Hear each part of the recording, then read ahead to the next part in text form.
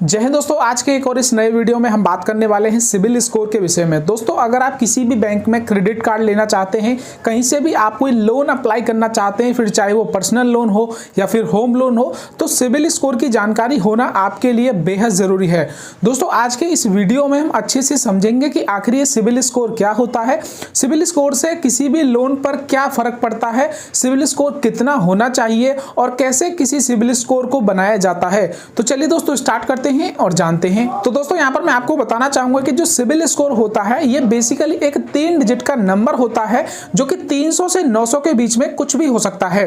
दोस्तों, यहां पर ये जो सिबिल स्कोर होता है ये बताता है कि अगर आप किसी से भी लोन लेना चाहते, किसी बैंक से, किसी भी फाइनेंशियल इंस्टीट्यूशन से, तो आप कितना उसके लिए लायक हैं, कितना आप उसके लिए एलिजिबल हैं।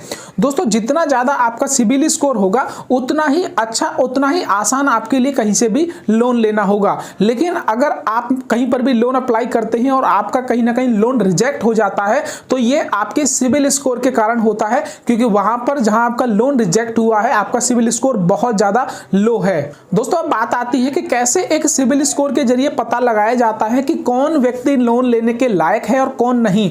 दोस्तों, इसके कुछ फैक्टर्स होते हैं, कुछ कह सकते हैं कारण होते हैं, कुछ तरीके होते हैं, जिनमें सबसे पहला कारण है आपकी जो कह सकते हैं क्रेडिट हिस्ट्री होती है वो। यानी कि अगर आपने पहले कहीं से लोन लिया है तो ये चेक किया जाता है कि आपने जो पेमेंट्स की हैं वो टाइम पर की हैं या नहीं। आपने कहीं से लोन लिया है, आपने जो उनकी डेट थी उन पर पेमेंट की थी या नहीं की थी, और करी थी तो वो कितना, मतलब ड्यू अमाउंट दिया था या फुल अमाउंट दिया था। ये सारी चीजें कह सकते हैं आपकी कहीं ना कहीं पेमेंट हिस्ट्री के अंदर आती हैं। तो ये चीजें यहां पर सबसे पहले चेक की जाती हैं कि आप रीपे करने में, दोबारा पैसे को वापस करने में कैसे व्यक्ति हैं। ये बहुत ही इंपॉर्टेंट पॉइंट होता है किसी भी सिबिल स्कोर को पता करने के लिए।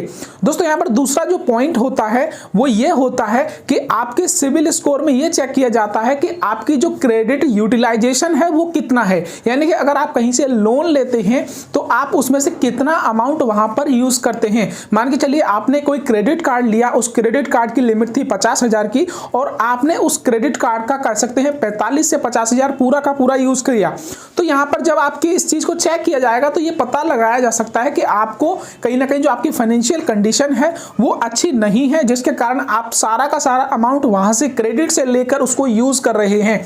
तो ऐसे में बैंक्स को या फिर किसी भी इंस्टीट्यूशन को लगता है कि अगर हम इसको ज्यादा लिमिट करके या कोई भी लोन इसको हम देते हैं तो उसकी जो वापस आने की प्रोबेबिलिटी है वो कहीं ना कहीं फिर रिस्की हो जाती है, क्योंकि ये सारा अमाउंट यूज कर रहा है तो इसको पैसे की बहुत ज्यादा नीड है। दोस्तों, एक्सपर्ट का यहां पर कहना है कि जितना आपकी क्रेडिट की जो लिमिट मिलती है उतने से आप 30% अगर यूज करेंगे तो ये आपकी जो क्रेडिट लिमिट है उसको बढ़ाएगा भी और आपको एक ट्रस्टवर्थी पर्सन वहां पर बनाता है क्रेडिट के अंदर। दोस्तों, यहां पर तीसरा सबसे बड़ा फैक्टर ये है कि आपकी जो क्रेडिट हिस्ट्री है वो कितनी लंबी है, यानी कि कितने समय से आप कोई भी कह सकते हैं क्रेडिट कार्ड को या किसी भी क्रेडिट को यूज कर रहे हैं। क्योंकि दोस्तों, जब ये चीजें चेक की जाती हैं तो इसमें टाइम ड्यूरेशन का बहुत बड़ा रोल होता है।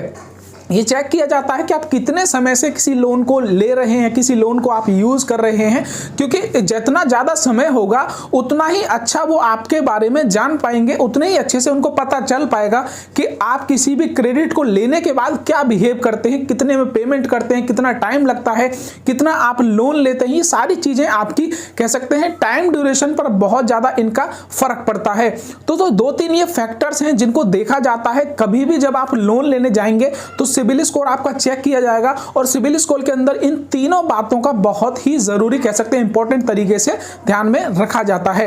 अब दोस्तों, बात आती है कि हम कैसे पता लगा सकते हैं कि हमारा सिबिल स्कोर कितना है और हम अगर लोन लेने जाएंगे तो वो अप्रूव होगा कि नहीं। दोस्तों, सिबिल स्कोर पता लगाने के लिए आपके पास आपका पैन कार्ड का होना बेहद जरूरी है। पैन कार्ड अगर आपके पास है तो आप किसी भी इंटरनेट की वेबसाइट पर जाकर अपना सिबिल स्कोर वहां से पता कर सकते हैं। अब दोस्तों, बात आती है कि अगर आपने सिबिल स्कोर पता भी कर लिया तो कितना आपके लिए होना चाहिए। दोस्तों, सिबिल स्कोर की बात करें तो यहां पर अगर आपका सिबिल स्कोर 700 से 900 के बीच है तो आप एक अच्छा सिबिल स्कोर रखते हैं, आप कोई भी लोन लेने जाएंगे आपको आसानी से वहां पर लोन मिल जाएगा।